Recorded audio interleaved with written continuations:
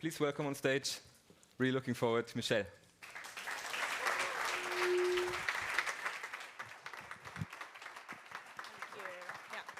Hello? Hi. Thank you, David. I'm Michelle. I'm with Chartmetric. I'm on the insights team, so we sit between the engineers, which are the most dominant part of our company because we are a data analytics company, and then we sit on the business side, so talking more to the music business and trying to translate the communication between the engineers, the tech industry, and then the music industry and the business side. So today I'm talking about how A&R can be more data-driven, especially in today's world, because the music business now, the creator economy has grown so large. How do you look for the artists and sometimes the tracks, if you're an A&R, that are going to have the most potential and that you want to sign? So, all right. These days, a lot of A&Rs are probably monitoring trends on social charts, especially TikTok charts.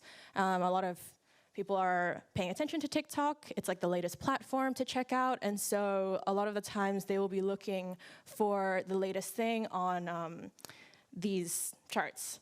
But the thing is that the role that TikTok plays, so Lisa talked about this in her presentation earlier, it's important to understand how each platform, what role that it plays. So for TikTok specifically, the algorithm is about surfacing new tracks or new videos, new creators. It's less for like a long-term career, like a sustainable career, because every time you go on a For You page, it surfaces new things. That's the way that their algorithm works. And so it is good for A&R in the sense that you find new things. But if you're then looking to build a sustainable artist career on top of that, it's a bit more difficult. It's less like Instagram or Facebook or Spotify, because things will change, and then you'll just be finding new things again and again. So the algorithm on TikTok is not necessarily geared for like long-term growth of an artist, and also because of that, it's more geared towards tracks. You sync sounds on videos, you don't sync artists on videos, and so a lot of the time, like you can see the chart here is focused on tracks. It's not focused on artists, which many of the other charts that we have are. And so a lot of A&Rs could also look on here more for tracks, and they do sign tracks. It's a bit more short-term vision than artists, which is obviously a long-term growth. But if that's what you're interested in, then I would recommend TikTok. But if you are, at the end of the day, looking to sign an artist, which is what most A&Rs are looking to do, then I think TikTok is only one part of the picture. And I think that's a distinction that's not made a lot these days, because TikTok is like the latest shiny new platform. But it's something that I think is important to realize, because there is the immediate vision and then the vision overall. And I think most people want to look at the big picture and where you're going to go. So I think it's also important for the creator economy to understand the use of different platforms, because then you also figure out, what are you aiming for? Are you looking to be signed in the short term, just have your track, some of the royalties over to the label, and then you make some money there? Or are you looking to grow your career for long term, build up a sustainable fan base that will continue to give back to you over the years? Both are fine. There's no right or wrong answer, but it's just realizing what you want and then using the platform accordingly. So, the differences between the different platforms there are lots of factors that differentiate. So it could be the audience reach.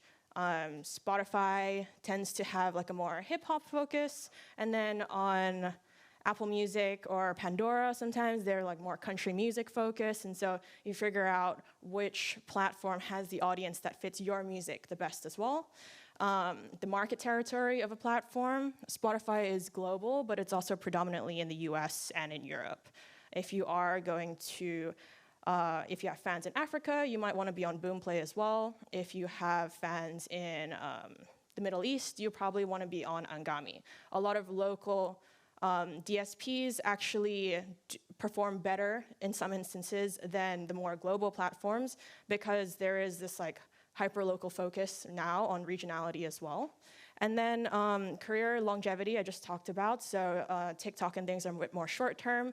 You'll have things like Instagram and Facebook and Spotify that will help you build fans who will kind of return over time, super fans, if you will. And then the overall picture, there's you're growing your artist, and then also how unique of an image can you convey to stand out amongst the 8 million plus artists and 70 million tracks that currently exist in the economy. How do you make yourself stand out? One way is that you figure out also which platforms work best for you. So I would get this question from artists a lot where they just throw their content on all different platforms and then you have to manage everything on every single platform. Maybe if you can take a look at which platforms work better, make a selection, and then put your music out and then grow that way, that can also save you some time and some energy instead of having to try to figure out everything, every algorithm, and how every single platform works.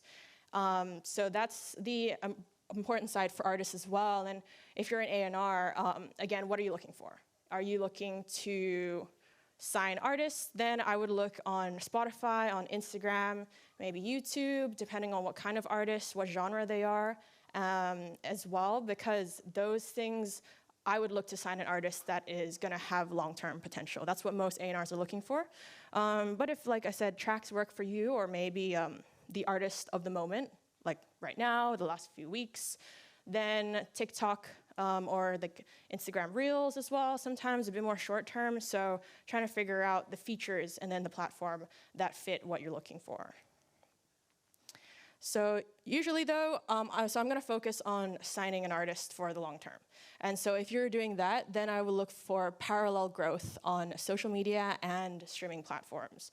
A lot of people only look for growth on streaming or social media, but today both are combined. If you put it in simple terms, streaming platform for music, social media platform for marketing, but actually they cross over a lot. And a lot of your fans will find you on streaming and then follow you on socials. They want to keep up with you. They want to have the relationship that Lisa also talked about earlier, the deeper relationship with an artist. And so in that case, you have to be on both. Not just one, because say they go to your concert and then they can't find you on social media afterwards, they'll probably forget, and then you have to do the work to find them again and make them your fan again, and that's just more difficult than having them as your fan already and then building on top of that. So what we always advise to look for is this constant growth upwards across multiple platforms. And that demonstrates that your fans are engaging with you, but also engaging with their friends. And they actually recommend you to their friends. Word of mouth is still pretty strong. It's probably even stronger because of social media now. And then so the peer-to-peer influence allows for return engagement, which allows you to grow again on top of that, which is why that line always is going upwards, the solid line. For artists who may not have this specific growth, what you would probably see is that whenever they have a release, it goes up, and then a week or two later, it goes back down because there's no further marketing after that. And then this creates like a cycle where you have to find them again, and then they leave you 2 weeks later, and then you keep going that way. So that's why if you are A&R, you're looking for potential, long-term potential that an audience will stick with you, and that's what that looks like. So every A&R has their own way of looking for artists or for potential. They also have specific genres that they specialize in, artists of different career stages as well. And so the data can be aggregated on a platform like ours, but it can also be like the traditional way, which is just to gain a lot of experience and kind of use your own brain to go out and see what the next like potential artist is. The benefit of having your own experience is that that's something that you have personally. It is knowledge that nobody else would have because you figure it out yourself. But the thing is, today it can be very hard to keep up. There are so many different things to look at that it might be overwhelming, which is why we have platforms like ours, where there's a lot of information and it kind of keeps up for you. as best as anyone can in today's economy.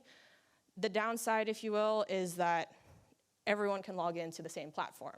So that's why we have filters where you can select your own, you can make your own selections, and so you can curate it to combine the data that we provide with your own knowledge and then make the best decision from there of which concert you want to attend, which artist you think has the greatest potential for growth.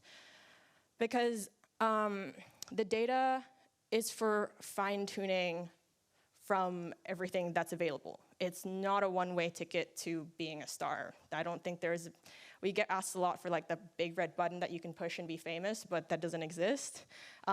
Instead, it's just about having more knowledge that helps you keep up in today's music business. Going to 10, 15 shows a night to listen to an artist is tiring, and then especially now after COVID or while it's waning, it's still tiring to go out to so many different concerts. But the data can help you make a curated selection. You can focus in and see kind of not just what kind of artist, but what audience that they might have as well. Combine that, and then go and look at maybe 5 artists with a more specific selection. The difficulty of A&R, especially as well, is that when you sign an artist, you're looking to make back the advance that you give. And then you want to make a profit on top of that. So it's a risky business, and then whatever you can have to help boost your chances, I think, is always beneficial. And then if you're an artist, I think it's important to know what A&Rs are looking for and see if you can provide that if you're looking to get signed, if you're looking to get noticed as well, have a label back you, and then continue to grow. Then if you understand what an A&R is looking for, you can also try to grow in that direction. And then hopefully that way it allows you both to meet, and you can grow like a partnership or a relationship from there. So the importance of audience as well, I really want to stress what Lisa talked about earlier, that it's not just about streams, it's about your followers and your fan base. The streams are great. Obviously, it's directly linked to how much money you're making. But to be honest, if you're an artist, you hopefully are not, streaming is not your only income because it doesn't make a whole lot of money. Your fans are the ones who are going to push you further. They're going to spend money on you. They're going to buy your merchandise. They're going to go to your show. They're going to buy an NFT, find you in the metaverse. However, many other ways there are to make money other than streaming. Because streaming also, you put your music out and you don't necessarily have a lot of control over what happens next. With concerts, with merchandise, with these kind of things, you have a bit more control over it, and so you can kind of also try to direct that in the path that you want to go down. And so it's really not just about streams, it's about building your followers who really like you and they want to engage with you. And then the second part of data-driven A&R today really is turning the whole world into your talent scout. If you're A&R, it's a lot to, we just talked about how much data and information there is to look at across different platforms and then different features and shares and streams and likes and so on. But the digital world means that A&Rs are no longer the only tastemakers. Now you have lots of playlists, and there are tastemakers everywhere, and some of them are arguably even more passionate because this is really what they enjoy doing. They might not get paid for it, but they do it because they really like it. And I think that's being increasingly recognized everywhere. About a month ago, in April, Spotify is also testing a new featured curators feature that promotes popular user playlists. So they're not only promoting their own playlists anymore, they are now also starting to pilot a program where they are promoting user playlists. And so they're also recognizing the impact of third-party curators, external curators, and how that can influence what people are listening to. And so I think that's also something that should be paid attention to. Whether you're an artist trying to look for playlists to get on, third-party playlists are usually more open. They have less of the requirements of editorial playlists, you could say. And then so the other thing is that your fans listen to you, they love you, they also promote you. They're probably some of your best marketers if you realize and engage with them and have a relationship that way. they will be the ones who will push you to that next level. And so that's also why they can actually help A&Rs discover you. And so that's the kind of one of the other many uses of playlists other than just being, expanding your exposure and your reach. So anybody who likes music or is passionate about discovering new music is basically a talent scout. Whether or not that's why they make the playlist, that is actually what they do as well. And so user playlists are often the most updated resource, especially for popular genres, for niche genres, or for particular artists even. Some fans like to make playlists just for their artists. And then these are the most up-to-date places to find new music. And so data also lets you have a big picture view. You can look from kind of bird's eye view, understand the potential connections in the playlist ecosystem. So we're not saying that playlists are definitely connected. We don't know this, but there's similarities between the playlists. And in that case, there are probably similar audiences listening to each playlist. And so what you can do is find the playlists that are similar, but are third-party. And you can see here that often third-party playlists find new music 100 days or more before an editorial playlist like Mint, which is obviously a huge dance music playlist. And then A&Rs, even a few A&Rs we know would actually look at the third-party playlist, and they would follow that on Chartmetric or on whatever platform so that they can get updates on what those playlists are listening to. And that kind of helps them. It doesn't cut all the work for them. They still have to do a lot of the work. But in this sense, you're not just trying to go on Spotify or go on SoundCloud and hope that you find the next big track or big artist. You kind of have some help along the way, and I think in such a big economy, you need that help as well. And so, again, I can't emphasize enough how much your fans will help you get to where you want to go.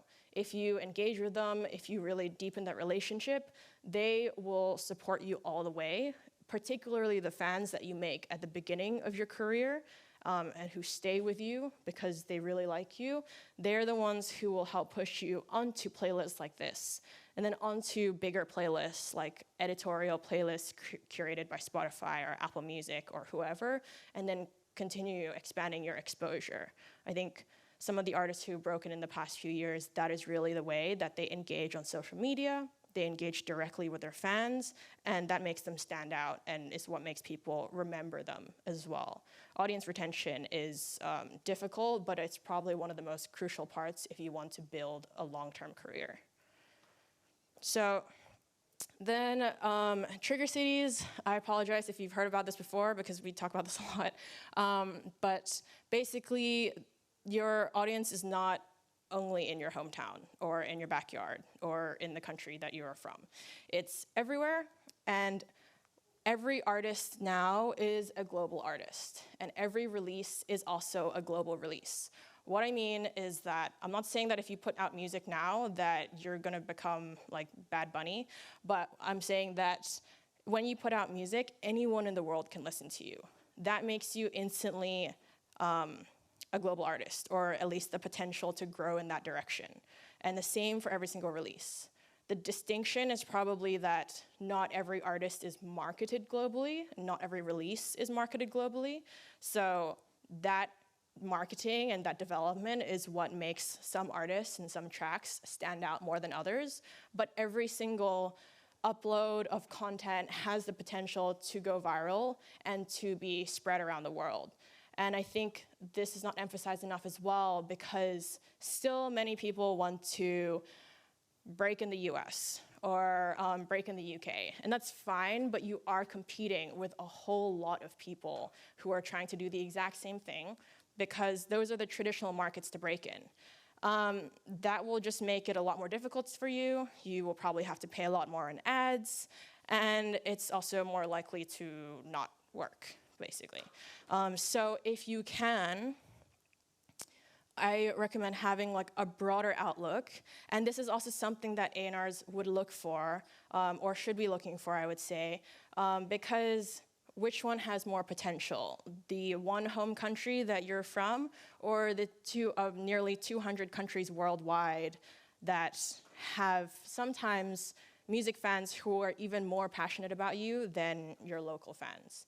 I would look for global, and this is what there are also many A&Rs starting to look more towards, because the thing is that even new artists do have fans overseas. As soon as you release your music, it goes digital, and anywhere that has Spotify or Apple Music or any sort of streaming platform likely can find you, or you can also like self-release, and then on YouTube, on SoundCloud, people will find you as long as you put something out there.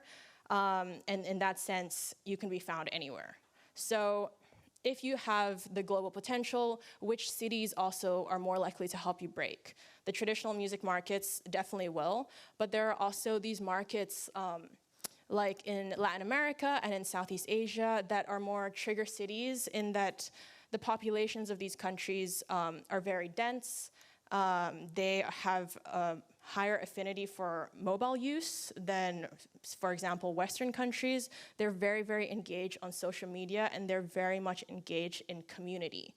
And so that is why they can help artists break. And if you see that you're starting to develop some kind of fan base in one of these regions, that can also help kind of propel you on not just like your fan base, but also on the algorithm, because Spotify's algorithm does look for things like this. It does look for, are you kind of landlocked into your own country, or are you showing potential that there is interest in you outside?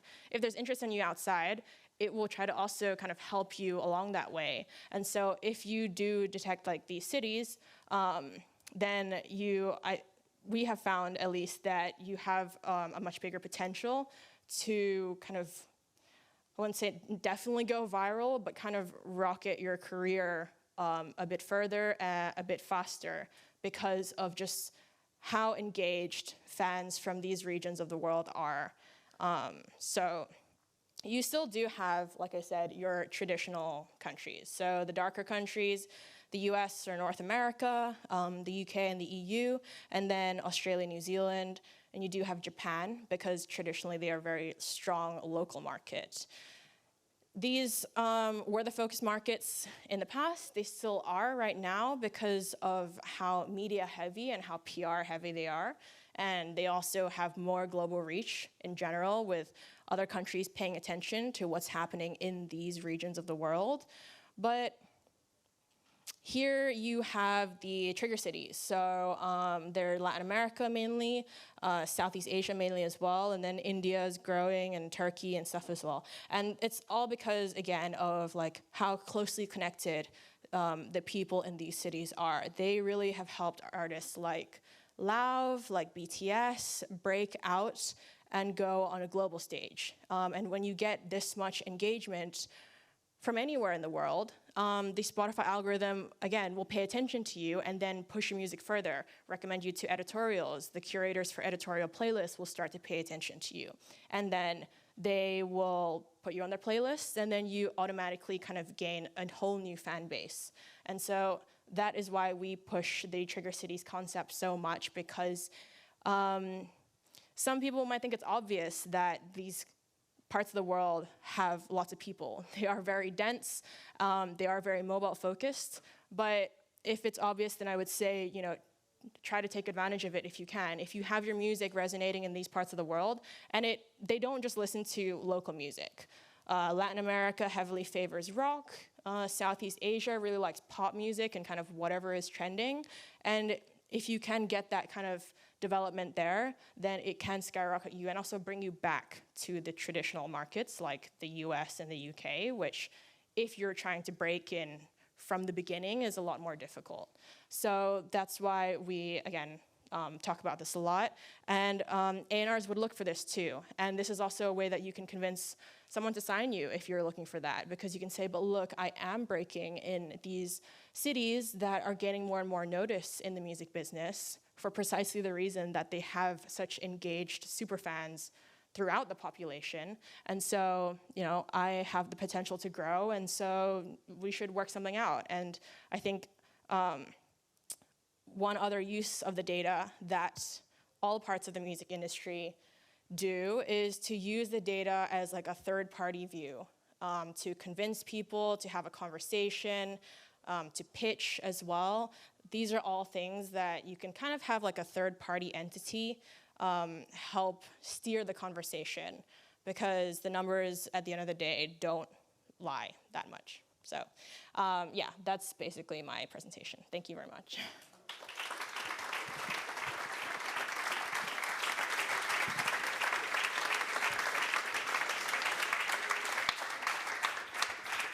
Thank you so much, Michelle, for this amazing presentation. And we open up the discussion to the audience.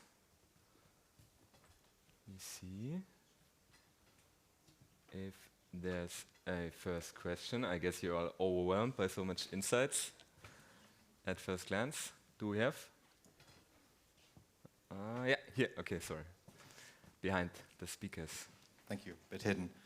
I was very interested in what you showed when it comes to looking at an artist and seeing how, you know, his DSP streaming or follower accounts is evolving along with the social media presence. Now I'm wondering if we look at an example like Amanda Palmer, for example, who has accumulated a huge audience on her website and does a lot through email. I'm guessing Chartmetric does not get API from all the email newsletters, so it has no idea what people do with email, right? So, and then as a result, of course, you can't make a judgment on that. But let's say, from my perspective, I do a lot with email. I don't care about social media, but then I go to a label and I present them, you know, I have this much on Spotify, this much on Amazon, and here's my email newsletter. There's so many people there and there and there and there. So many people open my emails, etc., etc. Like, how do you feel about that? Yeah, we don't track email because it's private, and we only track public data, otherwise we'll get in trouble. But I think that, yeah, you can present like the email newsletter, and that is another piece of evidence that your artist is growing. I think probably the question you'd get asked is, why don't you use social media? Because a lot of if you are engaging with people and you have such a high open rate and click rate, the thing about email is that you have to go to one point usually to discover and to sign up for the newsletter. If you're on a social media, people will spread the word for you. And at the end of the day, like, they're looking to kind of expand to as many different communities and populations as they can. And so they'll probably ask, like, how come you're not on social media? And can you use that to then grow further? Because there is probably an idea that email can be limited, that you will only reach so many people, and then everyone gets lots of emails every day. The click rate will slow down as you grow to more people, and then usually, you know, labels and A&Rs and stuff, they're looking to grow as much as possible, and I think social media has greater potential. All right, we have one more question here. And while we bring the microphone, there was one question in Lisa's talks actually about Chartmetric for if you want to use it like as an artist, maybe a newcomer. Can you tell us something about that? Yeah, so it was pretty much about the pricing. Yeah, I was going to say $140 US, 112 pounds. I don't know what it is in euros, but it's probably something 100. It is not necessarily the most affordable for independent artists.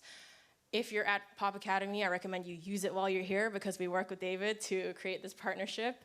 But also, if you are graduating or if you're just independent general, we have an artist plan now. It's $20 a month. It doesn't give you access to everything that is the full price, but it does give you access to your own stats. And you can track your own growth there. And you can also see some features that allow you to look at neighboring artists or similar artists as well. And we created it specifically for independent, so that you can have something to help yourself as well, and we don't have to charge you so much for it. So, I'd like to know if also future releases can, as an artist, that Chartmetric can maybe help for future release, or is there any way to make maybe an analysis or? Yeah, so I would look at the go all the way back. But I would look at the stats section, so the line graphs at the very start. That can show your releases on it as well along the bottom. Maybe keep going back.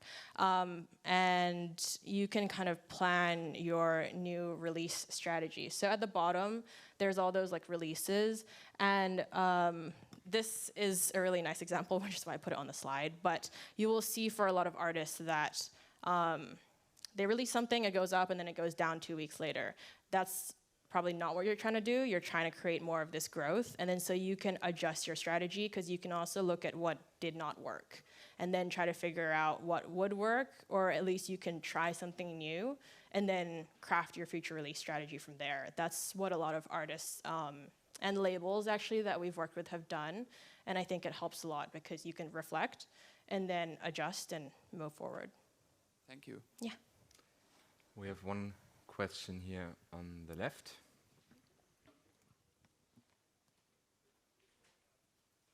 Also, I'd like to use the time while the microphone is on its way to hint at one of our sessions during the afternoon, where Lennart of Bude Music will talk about data-driven art from the perspective of an A&R. So that could be really interesting for those of you interested in the topic as well. Yeah, going back to the same slide. So you have on one screen you had Instagram 1 million, whatever, YouTube 507. Yeah, that one. Do you weigh when you have your where you have the popularity chart in Chartmetric? Do you weigh those different platforms in a similar way?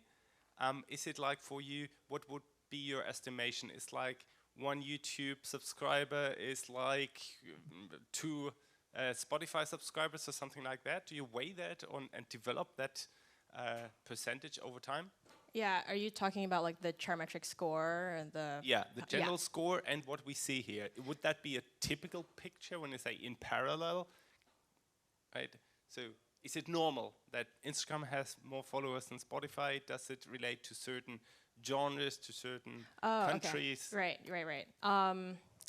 I don't know if for particular genres or countries that they might have more. I think it also really depends on the artist. There are particular platforms that do better in particular countries because the audiences there are more interested in those platforms. For the popularity score that we generate, that we calculate, we weigh the platforms depending on the globality of the platform. So Spotify has more weighting because generally speaking, more people care about it. Also, obviously, because it makes money for many people. Instagram also, YouTube as well is increasing importance. And the regional platforms we may put less weighting on because for the general kind of customer base that we have, we try to kind of average it out, and less people will pay attention to specifically Boomplay or specifically Line, which is Japanese. And so that's how we determine the weighting. But that's why we have the overall score for everyone to look at and you can keep track of.